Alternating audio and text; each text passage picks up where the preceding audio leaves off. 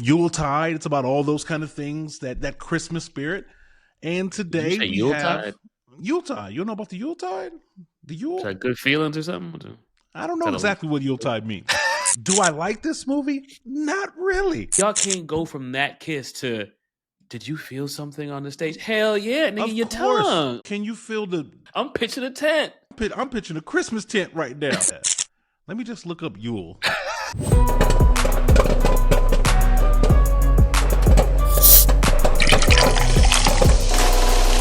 BlackBusters. Merry Christmas, y'all.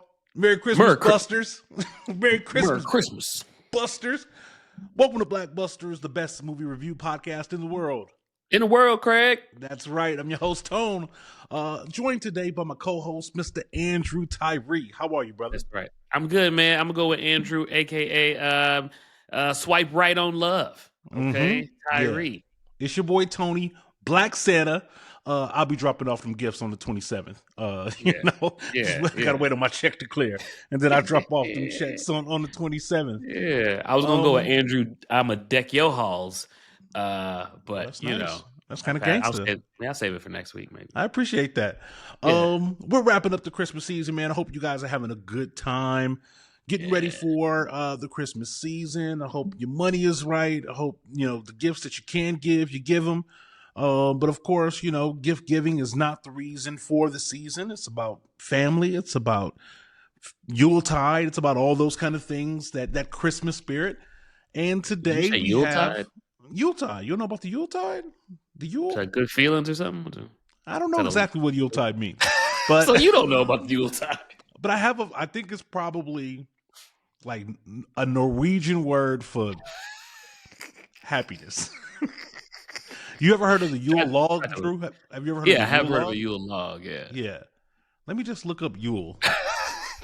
I like how you tried to play me like, you ain't never heard of the Yuletide? Yeah, Yuletide is a term that refers to the festive season that begins at Christmas and continues through New Year's. Negro, I knew that. Yeah, so yeah, Yuletide. Roll Tide, Yuletide. Roll Tide, Yuletide, yeah. Yeah, get Tide. Yeah. So we've been feeling festive for this holiday season, and we are ending this holiday spree that we've been on this year with a recent movie. Today we are reviewing Meet Me Next Christmas. Let me give them the details. It's directed by Rusty Cundieff. You know Rusty? Are you familiar with Rusty's work? No, I didn't even know how to say his name when I looked it up. Yeah, okay. So Rusty is the director of Tales from the Hood, Fear of a Black Hat. He had appearances in Hollywood Shuffle as well as School Days. Okay. So it was good to see him working and getting that work there. It's starring Christina Milian. Milian? Christina Milian. One of them vowels fucked me up. Christina Milian, as well as Devale Ellis of Instagram, TikTok fame. We have Kofi, Siriboe, Kofi Siriboe. Damn, I can't. Them vowels. Somebody gonna put some rum in my eggnog. Kofi Yuletide. Siriboe there we is go. in it, and then we have some supporting cast. We've got the Pentatonix crew. So the group of Pentatonix. The film was released by Netflix on November 6, 2024. So it is just a little bit more than a month old. It is a Christmas romantic comedy. And I want to get into it. I've got all kinds of mixed thoughts about this movie. I don't exactly know if I am the right target audience for this film. But I really did a full lap about how I felt about this movie and what my thoughts were about it. Drew, what are your early and initial takes about Meet Me Next Christmas?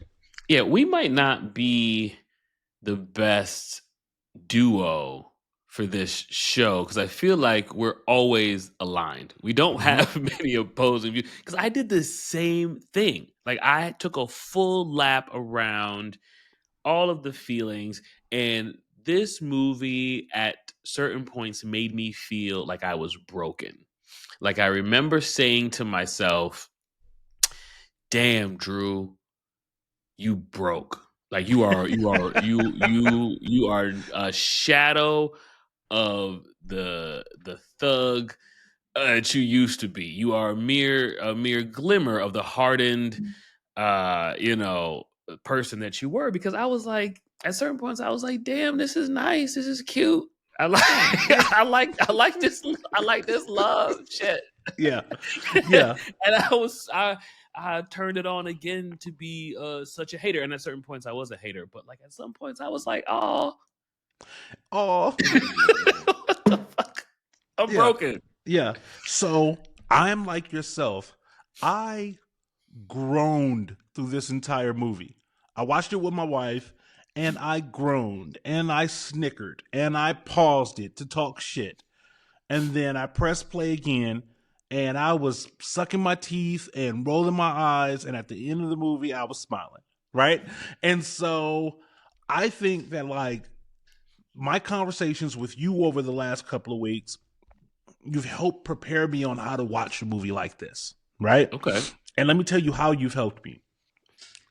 Because we talked about how we are okay with a movie just being okay. Right? And I think us as Black movie watchers, not just us, but for everybody that's a fan of the show and a fan of Black movies, sometimes I think we put ourselves in a pickle where we want every movie to be a home run. Right? Like every movie has to be a home run.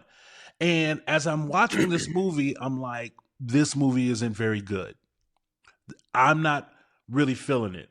But I think it's because it's like, what do you want? Right? Like, do you need this shit to take place in Yonkers? Right? Like, what do you want this movie to do that it's not already doing? It's a cheesy holiday movie. Let it be who it is and what it is, right? Yeah. Stop trying to make it something that it's not. Like, no, it's not Jason's Lyric, right? Like, it's not Brown Sugar. It's, and then I got to thinking, and why can't a Black woman have a Cinderella story at Christmas? Yeah. Why can't she just be able to float through life just looking for love? Following celestial clues as to how to get to love. Like, why has it got to make sense? Why does it got to be real? Why does it, why can't it just be what it was? And so when I was able to start just watching the movie for what it was, I think I started to appreciate it a little bit more. Yeah. Yeah. A big thing that stuck out to me was the fact that none of this movie, and you can correct me if I'm wrong, but I'm going to go with 0%. Not at one point during this movie did I say, oh, they leaning on the Black shit too much. Right. Or they're talking about, oh, well, this is because I'm Black and like the race and blah, blah, blah, blah, blah, blah. And I love that shit. You know what I mean? But I really appreciated this being a love story that you could have put anybody in. Yeah. Some white folks, you put some Arabic folks in there. It didn't matter. It was just a love story. And I was like, I got to give you some points for that. I feel the same way. Like, do I like this movie? Not really. Right? Like, fair, exactly. Like, but I don't like it because this is not the type of movie that I would typically like. Right? Right. But I was like, but I'm happy this movie got made because I want families to watch it on Christmas Eve. Like I want families to get together on Christmas Eve and watch these beautiful Black people fall in love without drama. The movie is just fun. It's fun. It's light. It's silly. And like I could see a director saying, what else do you want me to give you? Right? Like I have presented all of these Black characters in very strong, positive ways, right? Like we'll even get to the ending a little bit later, and everybody comes out strong and a winner. Nobody has any drama. Nobody dies. There are no guns, right? Nobody's evicted. Nobody gets evicted. Like none of these things happen. Just two young Black people fall in love at Christmas time. Like if you the type of motherfucker that that crosses his arms and like, I hate this shit. Bah humbug, nigga. Like you hate love, nigga. Like there's nothing about this movie to hate. Is the acting bad? No, not really. Not really. There's some points where I was like, it's just cheesy. It's just cheesy. That's it. It's just cheesy. And I'm on a mission at this point now. And honestly, this has started since I started watching movies with you. Mm-hmm. I want to see us have a movie in every category white people got a movie in. My man. You want to do a Joy Luck Club where we do a movie about just traveling around the world? I want to see that shit with black people. Yep. We want an espionage joint. Like, I want to see that shit with black people. I want to see all the stuff white people get to do with no mention of race or that holding them back. I just want to see. I want one in every category for us. Yep. And again, I think we both have come to that point together, because if I had watched this movie a year ago, I would have tore this shit to shreds. Yeah, same. I would have tore it to shreds, because at that point I only knew how to watch a movie a certain way, right? Yeah. And this movie was not for me, and so I would have taken that and ran with it, and I would have nitpicked it to death, and I would have said, well, this doesn't make any sense, and that doesn't make any sense. And now I'm kind of like, why are you being so hard on the movie? Yeah. Right? Like, just take it for what it is. And so for me, like, my initial feedback was like, not bravo, right? Like, this was not the best movie I've ever seen. No. It's certainly not in the genre in which I rock with movies. Right. There are definitely some parts of the story which make no fucking sense, right? But it's just a straight line to a good time. And I'm okay with that. If you got your family over, if the kids have stayed up late and you want to put something on, if your grandma's there, your mom's there, and you just want to put something on in the background, or if you do movie nights and you want something that's safe, you're not going to get no salacious sex scenes. You're not going to get no crazy cuss out. Like, this is just a good movie to throw on with some good representation of just being a human being in New York City. Yep.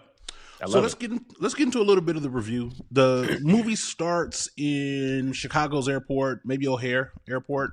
Mm-hmm. We have our main character, Layla, Christina Milian, and she is stuck. First of all, I would never want to travel in that shit. That's snow in Chicago. I grew up in the Midwest, bro, and that snow, it's a different type of snow. Yeah, Milwaukee and St. Louis, man, you've never seen nothing like it, man. Old niggas call it the hawk. Like, you got that? You ever heard that term? Hawk on you. Yeah, that hawk on you. You got that hawk. I never had the hawk on me. I'm from Southern California. Yeah, that hawk on you. And then I moved to New York, and they started calling that shit brick. Yeah, hawk and brick outside. Hawk and brick. And us be like, it's a little cold. It's a little chilly. In Santa Monica. But anyway, we have Layla, and she's on the phone with her boyfriend. Her flight has been delayed, but she's got her reward points.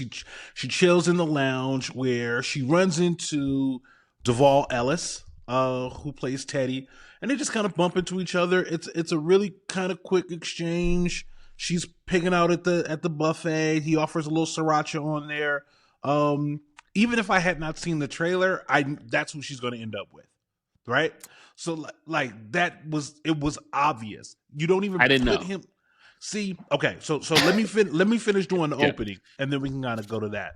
So she's sitting there chilling, and then in comes handsome, dark skin James, played by Kofi, Siriboe. We're gonna get there by the end of the night. That old was fuck one of the and they sit down and they kind of talk, and at this point, Drew, I'm already mad. Why? Because I'm like, this bitch is flirting. Like, she got a man and she done flirted with everybody in that lounge. Like, she was flirting with Devale. She's sitting there. She got her shoes off. She got her socks, both knees on the cushion, talking to my man James, who was a nice guy and smooth. And they're sharing earbuds. Bruh, as soon as you put your extra earbud in my ear, you want to fuck. That's what I'm just like, as soon as you say, yo, come listen to this, and you stick your extra earbud in my shit, I'm like, oh, she wanna fuck. She wanna fuck. That's it, and that's so true. It's so true. And that's when I was just like, this movie's some bullshit right off the bat. I was already upset because like they show it, they introduce her as a woman that is on the phone with her man in a relationship. And she is untethered. I'm not saying she's wilding inside the Delta Lounge, but she is certainly untethered. And when James gets up to leave, James hollers at her and she doesn't check it like somebody that's in a committed relationship would. Right? Right. Like when he get to saying like a year from now at the Pentatonix concert, if we could lean up, she's supposed to say, hell no, I'm never meeting you at the Pentatonix concert, but she kind of leaves it open, right? Yeah. So at that point, I wasn't feeling her as a character. I was like, oh, she's an airhead. And I didn't like the character. But the overall premise, I think, is kind of dope. You have the quick run-in, and then like the extended conversation with James, the quick run-in with Teddy. But I knew that that Teddy was going to be the one because I knew it wasn't going to be James. I just knew right off the bat that like they had already set it up. Like that exchange that she has with Teddy was brief, but it just basically for me, it foretold everything. Like it foreshadowed everything. I'm like, this movie is going to end up with these two together. I don't know how it's going to happen, but this is how it's going to end up. I didn't get that. When I saw James, I was like, this shit is sweet. Like, this shit is nice. Like, this shit is, I like this. Now, I thought the story and I'm taking this from like not having seen the cover poster and the cover art, right? If you just if you just turn the movie on, I'm thinking the movie will be about her getting over her dude or that relationship ending and her finding James at the very last minute. And maybe, this guy with the cups, he just happens to be a guy playing through, or maybe he helps the connection. Maybe he knows James and they get into it about which one, you know what I mean? Something like that. But I was like, oh, this is going to be about her and James ending up together in a year.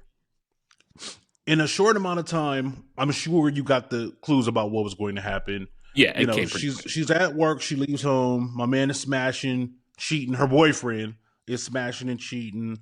The plainest white broad you've ever seen. Yeah. And this was about roughly a year later. Like roughly a year later, she goes into the city to chill with her homegirl, who did a great job. I think her homegirl. I'm trying to think of her. I liked her character. Yeah. Oh, yeah. She's Jordy, played by Kalen Allen. Kalen Allen. Supportive. No, Kalen Allen was the gay homie. Oh, she might have been Tymika Tafari as Roxy. Okay, I think so. I'm not 100% sure. Either way, she did really good. Yeah, and then it just goes like, okay, she gets thinking about James, and it's go. If you can go see Pentatonix, that's where you said you would meet up with James, and then basically the movie starts off about her trying to get the tickets. She's trying to get the tickets to get to the Pentatonix concert. And her friend suggests like this personal concierge service that kind of helps get shit done. And that's where she runs back into our man Teddy, only she doesn't recognize him just yet.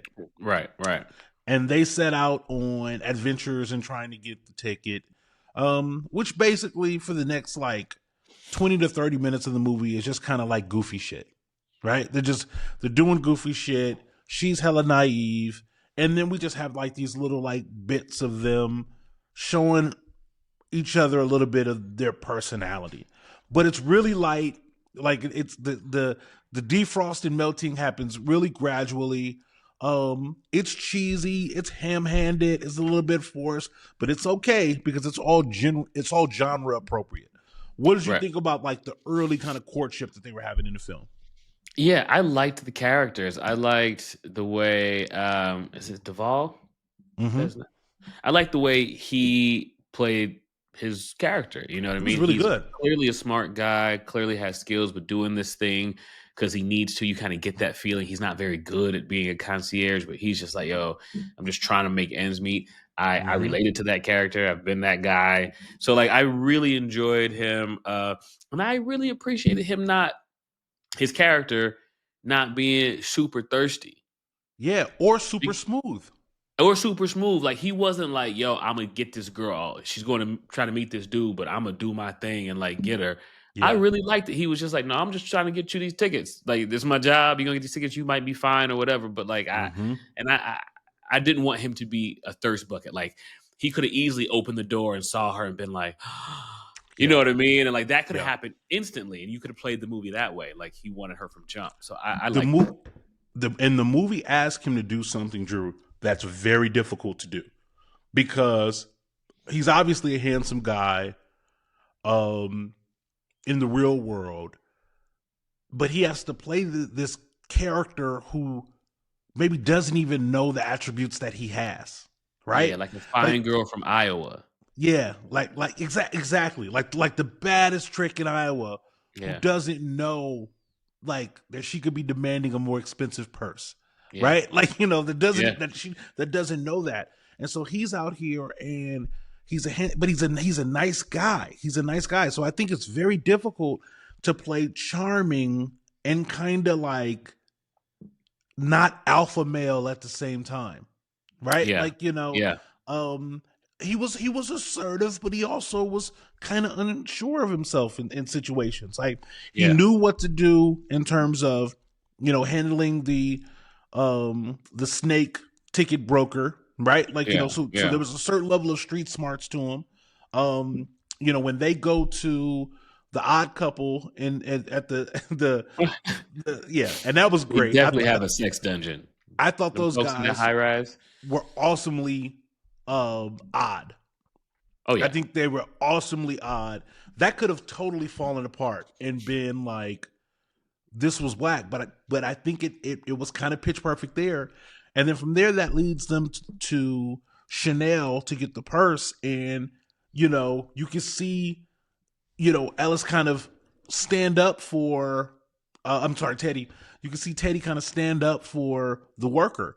And the worker was giving him rhythm, but he didn't even pick up on it, right? This is what I'm saying. I love that. It. Yeah, but that was dope. Like, she picked up on the fact that he stood up for people and that the girl really appreciated it. She noticed that, but he didn't even notice it himself. Like, he when he comes back to her, he's like, her? Like, no way. Like, she's out of my league. That really kind of sets, him up as a character that you start to root for. And I feel like 100%. I'm spending the majority of the movie rooting for him, not necessarily rooting for her, even though Layla wasn't a bad character. I just was really kind of feeling what my man Teddy was doing. Yeah, 100%. Because, and I think the more I think about it, when you have a main, even a B plot character that's a guy in a movie interacting with women, he's either usually a gay best friend or a guy who's after the girl. You don't really get this neutral guy just living, not really chasing a woman, just kind of like doing his thing. And so, like you said, even when he runs into the Chanel employee, I thought when he went over there to help, he was going to holler. Yeah. He was going to help, and then he was going to be like, and by the way, and then I thought Christina Milian was going to get a little jealous, and that was going to spark interest. Yeah, but that's not the way it went. So I'm like, okay, this is starting to get really interesting. I'm starting to like this. Yeah, like it's working a little bit.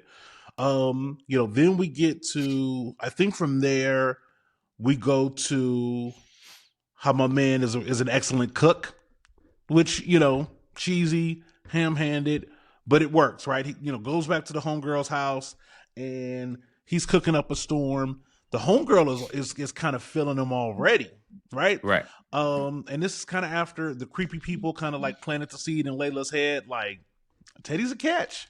Like, like if things don't work out with James, like, Teddy's a catch. And we get to see Teddy cook, and we learn his backstory that, he went to culinary school and wants to be a chef, but his mom got sick and the hours got, wonky and all of this different type of stuff. And again, this is great romantic comedy stuff. It taps into a trope of a man that can cook, right? Her and her homegirl are cackling, and they notice him but they're still not into him just yet, right? Yeah. And he's not aware of them kind of being into him just yet. The whole situation, I think, turns for everybody when we get to Teddy's home, and we get to meet his extravagant cousin Jordy. We get to meet his mom, and they start rehearsing. We get the Silver Linings Playbook just thrust right into the middle of this movie. But I think it still kind of works for me. Like, even then I was just like,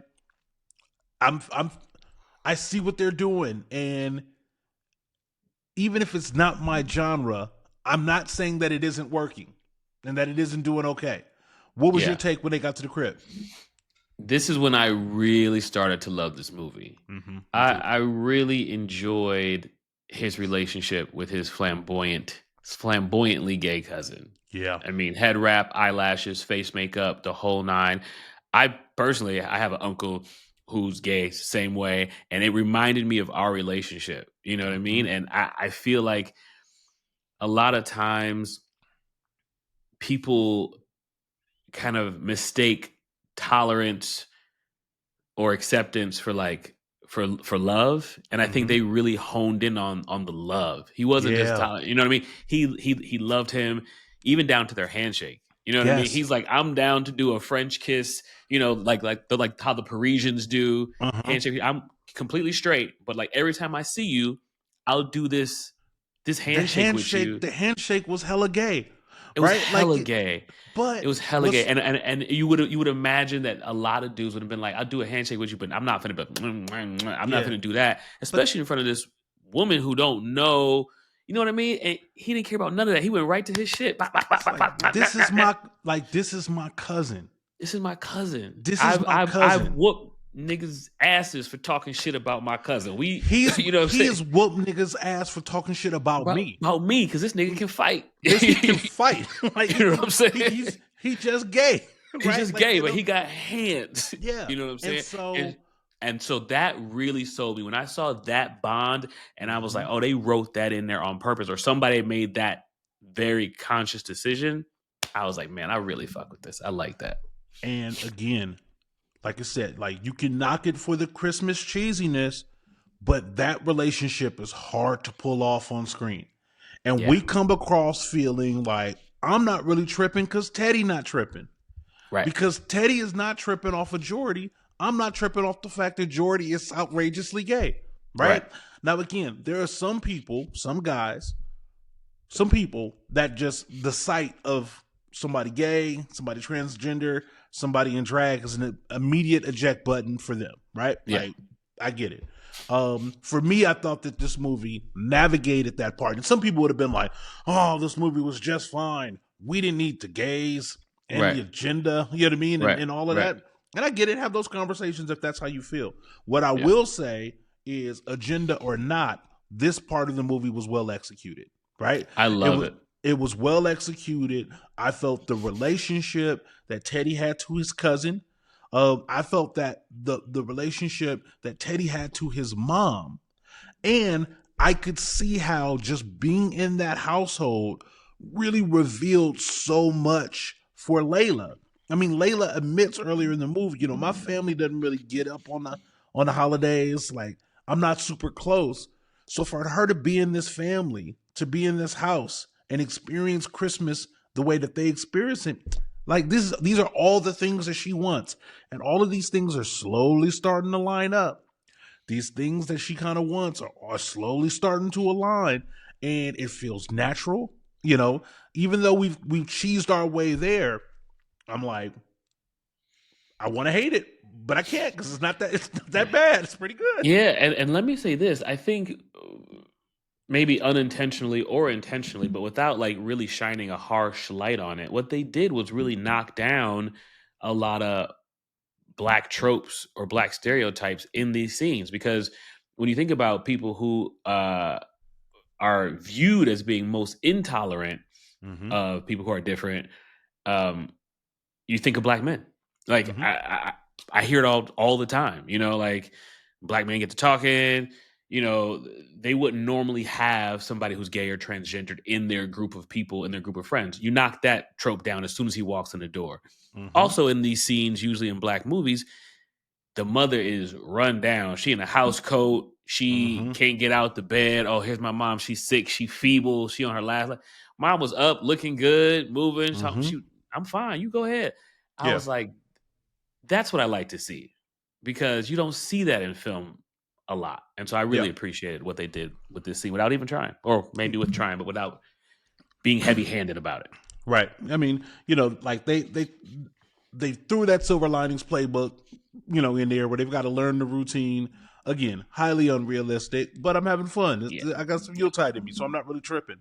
I love the fact that Layla kind of seemed to be down for whatever, right? Like, even though the only reason why she is in town is to get these tickets, she really seems to be kind of like going with the flow. Yeah, and whatever. And in that, the same way with Silver Linings Playbook, the intimacy of the dance scene, you can see them start to, caress. Now, one of the nitpicks that I have is that when he's making the creme brulee or whatever he's making, that part was a little premature. With them niggas putting, icing and stuff on each other's nose, and him like standing like, behind her with his hands on the hips.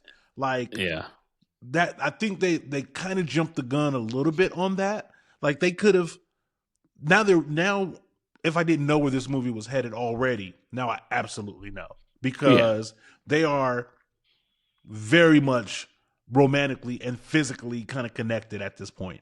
And he's still, even though they're dancing together and they've spent some time, she spent the fucking night, like, technically she's still his client, right?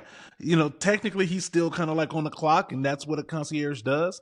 So that part, I was like, it's a little bit extra cheese on that. Like, we could have totally just had them like kind of flirt subtly in the kitchen when they're doing that stuff and been just fine. But when, like you said, when somebody shares a ear pod with you, it means y'all fucking. If a woman puts some icing on my nose, his nose is going right into your crevices. That's where you want. That's where you want me to put. That's where you want. That's how you want me to get.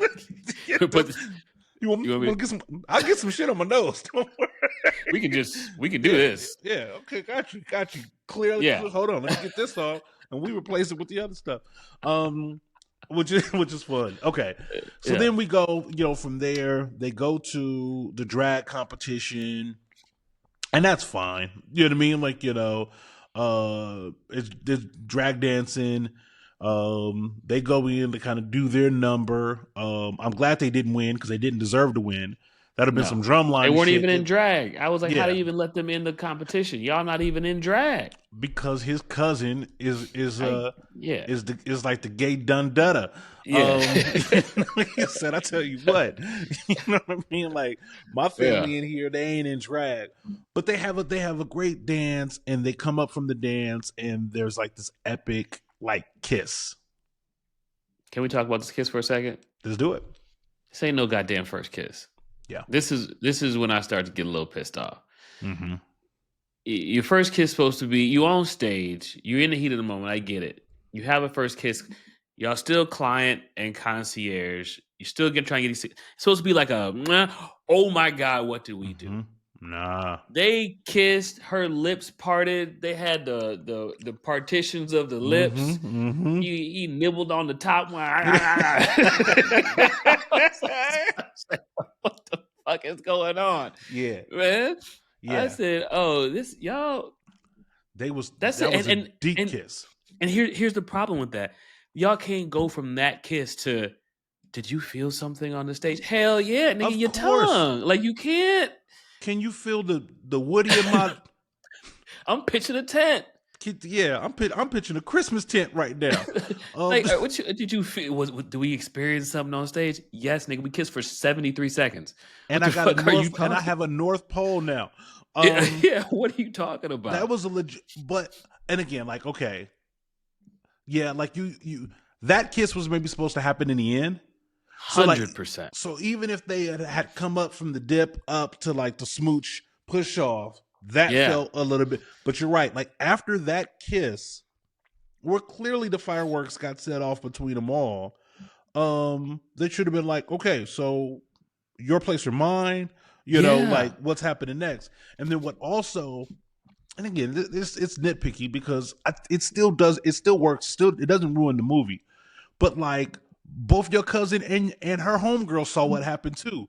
Why are they acting like they don't understand what the fuck is going on? Right? Like they gave two different reactions. In the audience, they was like, oh shit, they finna fuck. And then they came backstage and they was like, oh, y'all played it off really well. Like, yeah, it's time to get ready for the concert. Right? Like, you know, so her homegirl who's had this intuition the whole time didn't see that kiss and didn't read what was clearly going on with her girl. That like, even after that type of stuff, that they should still be on that James shit.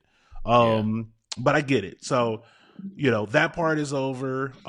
She doesn't win the tickets. Pentatonix, who's been following this whole thing via Instagram DMs the whole time. That shit. Yeah, but shit was corny as fuck. But like, okay, but they put their name on it. And so, you know, they of course award the tickets.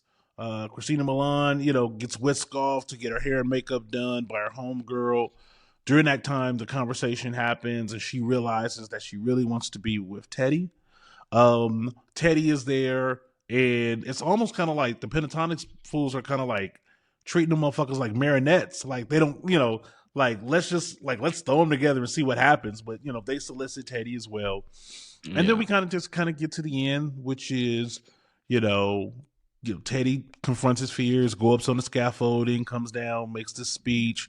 Christina Milian. Oh, well, I guess the important thing is Christina Milian is running towards the theater, and our guy James is there holding some flowers, and they kept like kind of missing each other, which at first I thought was a cop out, and I paused it. You know, the first time that like James walks away when she walks in, and I was like, that's a cop out, right? Like, you know, like she should have to confront him.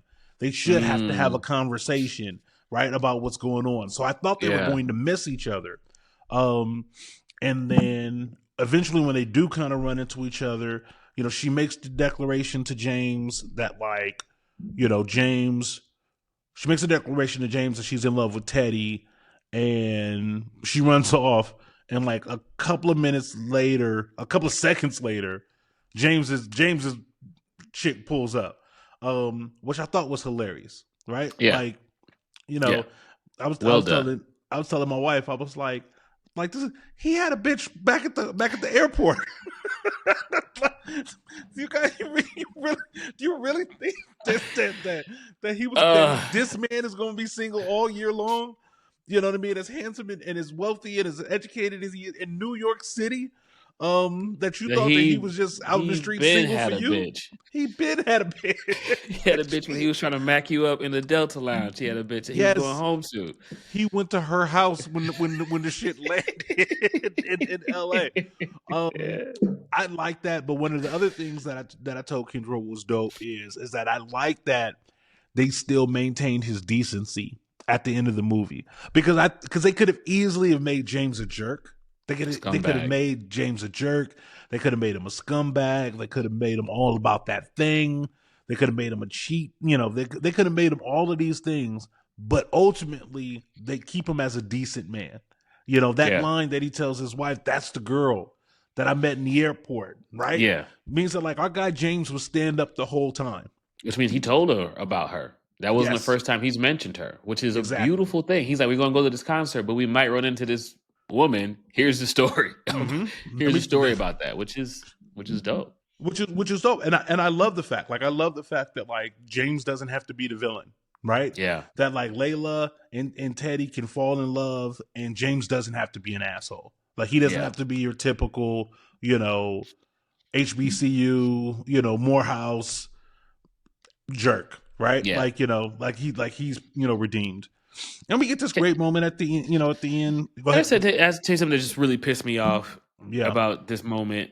The amount of time that Christina Milian spent at that back door was unbearable. Yeah. It was you have a ticket to get into the theater. You think the man's gonna play Santa? Meet him at the end. Go watch the show. You go walk through the front door. Walk through the front.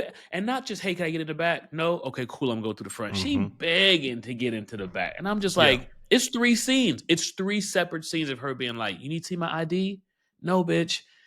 Yeah, go use your ticket the way it's meant to be used." He's like, "You can't come in." She made me so fucking mad. Right. She does, and she misses half his speech. That's me. You want to see my ID? No, but you still can't come back here. Go around. But you have a ticket. You got a ticket. You missing it. Yeah. That shit made me so upset. Yeah. And then really and then there's the great moment where they meet in the theater and jacket pulled off to reveal her titties finna suffocate her, finna choke the shit out of her. The usher just grabs the jacket. This was a lot. From the moment she couldn't get in the back to the end, I was kind of like. But you know what? Like, it was all par for the course. Like, at no point in time was I like, oh, this movie has deviated from its path. No. It was where it needed to be. And so then we kind of get to the end. And you know what? By the time we got to the end, I was like, okay. You know what I mean? Like, I was thinking about how I was going to, one of the first things that I leaned over and said to my wife was, I'm happy this movie got made. Right? Like, I think like this movie is not my favorite, but it's going to be somebody's favorite. And you know what? I'd maybe like for this movie to be my daughter's favorite. Yeah. Right? Like, I'd like for her to have, this Black Cinderella, this Black Christmas love story, that's dope. I want that to exist. And I don't want it to have to be kept too real. I don't want it to have to be like, well, and a real black man wouldn't be able to just walk up into the Chanel store. You know what I mean? They didn't have any of that. I'm cool. Yeah. Yeah. These are just black people at Christmas time, just having that Yuletide. Yeah. So, overall, man, like, I wanted to hate this movie. I wanted to say it was whack. I did groan a lot until I realized that I was being a hater. Until I realized that I was being a Scrooge and not accepting this movie for what it was. And so once I was able to do that, which was about the time that they landed at Teddy's home, then I was able to enjoy the rest of it well. Yeah. Yeah. I agree. I started off not thinking I was going to like it. Opening sequences, I was, like you said, groaning. And then I just kind of let my guard down, and I was like, "This is okay." Did you watch it by yourself, or did you watch it with the wifey? I watched it by myself. Okay, yeah. I figured the best way to watch it would be with my significant other. Fellas, if you're out there, the best way to watch this movie, I think, is with your girl. Don't watch it by yourself. That's gay. Well, I just watched it by myself. Yeah, no, but because you had to. Like, what I'm saying is that if you have a choice, it's better served with a companion. Right. For sure.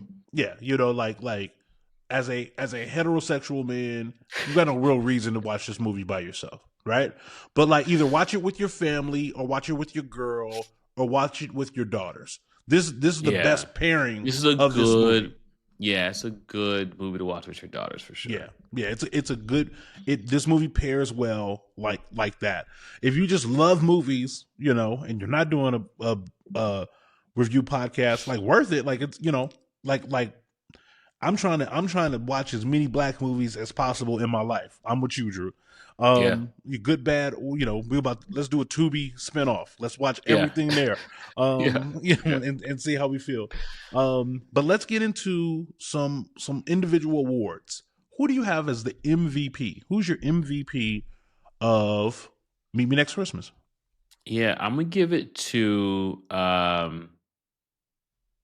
Teddy. Yeah.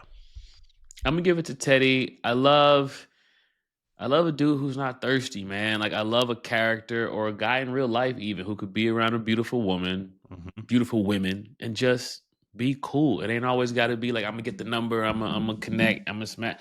Just fucking chill, bro. Like, and I appreciated that about him.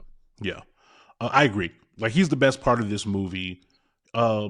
His character brings it all together. You're right. Like, if his character is too smooth, none of this works. He just had to be, and he wasn't even corny. Like, I wouldn't even go so far as to say Teddy was corny. No, he wasn't corny. He just was just a decent dude. You know what I mean? Just a decent dude that wasn't thirsty, that wasn't super suave. I love to see a character like that. Like, you know, he was handsome. He was attractive. Like, you know, he was tolerant. He was kind. Like, he was an awesome person. And I think that the actor who played him, who doesn't have a ton of credits, deserves his props and his flowers. 100%. Because Devale did a great job. Like, you know, he did a great job with this role. Who's your LVP? Who's your LVP? I didn't really want to give it to anybody in this movie, but if I have to give it to somebody, I'm gonna give it to the whole Pentatonix crew. Mm-hmm. I get why they're in there, and I get but I don't really feel like we need them. Yeah.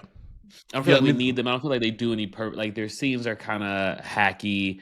And I enjoy an a cappella group musically. Like, I don't mind some 5-part harmonies, you know, in my life. Yeah. But I don't need to see them act ever again. And this movie didn't do like a great job of making like them look good. Like, having them come off and like they seemed like assholes. They seemed like assholes. You know, we're famous. We're a household name. Yeah. Yeah, be easy.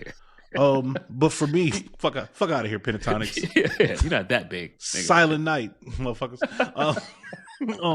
But for me, my LVP is Kofi. It's James. It's James. You were able to smash that night. You could have smashed that night when she put the earbuds in your ear. To your point, if you wanted to hit that, when you got the alert that your flight was departing, you could have ignored it and been like, you know what, I'm gonna stay over, and you could have stayed over, and she would have found her way to your crib that night. Also, 100%. Why you setting your long terms? No social media. None because he married with kids. That nigga is married with a family. You don't tell nobody, no social media unless you got fucking holiday pictures with the family all on your I was trying to find it. I thought I saw that he had a wedding ring on the whole time. Right? Okay. But you know, I'm glad he moved on and did some stuff. He's really the LVP only because Layla was available for the taking. Right? Like, she was full off of smash. She was right there for him to smash. Yeah. Okay, so now let's get to Fists. How did you rank Meet Me Next Christmas in terms of Fists? A very respectable 3.5 stars. 3.5 fists, excuse me. Yeah. A very respectable 3.5 fist. And the reason is because that's exactly what it is. It's a run-of-the-mill, straight down the middle movie that does exactly what it's supposed to do. And I gave it some extra points for having good characters that acted well, that didn't hang on black tropes, and actually did a good job of tearing down some black tropes. So, yep. 3.5. Same wavelength. I was prepared to give it a 2 for most of the movie, just simply because I was like, this movie is not bad. It's not bad. This is not a one black fist. And I was just like, all right. I was kind of feeling like this movie is maybe below average. That's where I was when I was kind of like in my hating viewing. But once I was able to kind of look at it, I was just like, this movie ain't bad at all. Like, it's well acted, it's well directed. The way that they use the city as a character is phenomenal. The way they use color, the way they did snow, the way they balanced a lot of good things, I was just like, yeah. And so this is a movie, I don't think it's ever going to get higher for me than a 3. Right. Like, it's not like climbing up the ladder like Almost Christmas or another movie. I don't know how many times I'll see this movie again in my life, but never. We'll probably watch it with our daughters, maybe, yeah. But hopefully they'll keep making them, and we won't have to go back to this one the way we go back to other stuff because, each year they kind of putting something out. But I'm with you. You went 3.5. I'm going 3. Nice, even, pack. So, there you go. So there we go. That's Meet Me Next Christmas. For y'all, this will probably be the last episode we release this year. But Drew and I are going to get together. We are going to really kind of map out January. So when we come back in January, we'll have not only the list of movies that we're doing over the course of January and February. We're going to put our heads together and see if we can find some other segments and ways to make this thing pop. So Merry Christmas. Happy New Year. Maybe Drew will hop on and do a live. Yeah, Happy Kwanzaa. Maybe we'll do a live. Maybe we'll find a way to throw something out there. But if not, we'll see you the next time we drop. I'm your boy Tone. That's your boy Drew. Andrew Tyree. Appreciate y'all. We'll see y'all soon. Peace. Love.